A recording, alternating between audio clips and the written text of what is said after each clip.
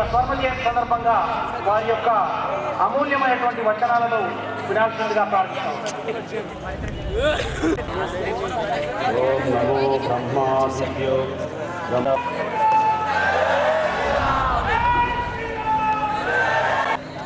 ఇక్కడ ఉన్నటువంటి నిజాం దీనికి స్వతంత్ర యోగంగా స్వతంత్ర రాజ్యాన్ని స్పష్టం చేయాలి. దానికే దాన్ని ధరించి దాని శాస్త్రాన్ని తర్వాత చెప్పుకున్నాం.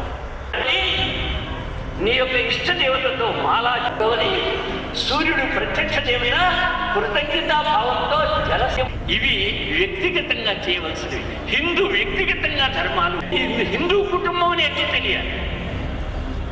హిందూ కుటుంబం వీడు కుక్క అంటున్నాడే, వీడికి అనుమానం పోతుంది. ఇంకా బలపడింది అనుమానం, తరిమి చూడడం మొదలెట్టే ఇంకా ముందుకు పోయాడు.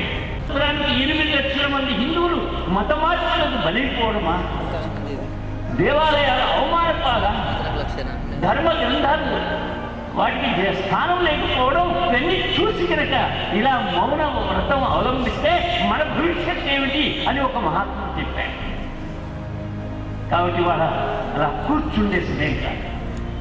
ప్రతి ఒక్కరం కనీసం రోజులో 1-2 గంటల సమయమైనా మనం ఇల్లు వదిలి సంపర్కం చేసి వాళ్ళందరినీ కూడా సంఘటితపరచవలసినటువంటి ఆవశ్యకత ఉంది.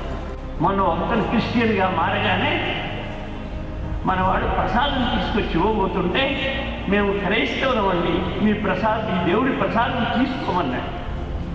వెంటనే మన వాడు చెప్పాడు, మా దేవుడి ప్రసాదం నీకు వద్దు కదా, గాలిని మేము వాయుదేవుడు అంటామే, మరి గాలి నీటిని గంగా మాత అని భగవతిగా ఎంచుతామే, నీళ్లు కాదు. భూమిని భూమాత అని అంటామే, ఈ భూమి మీద నడవద్దు.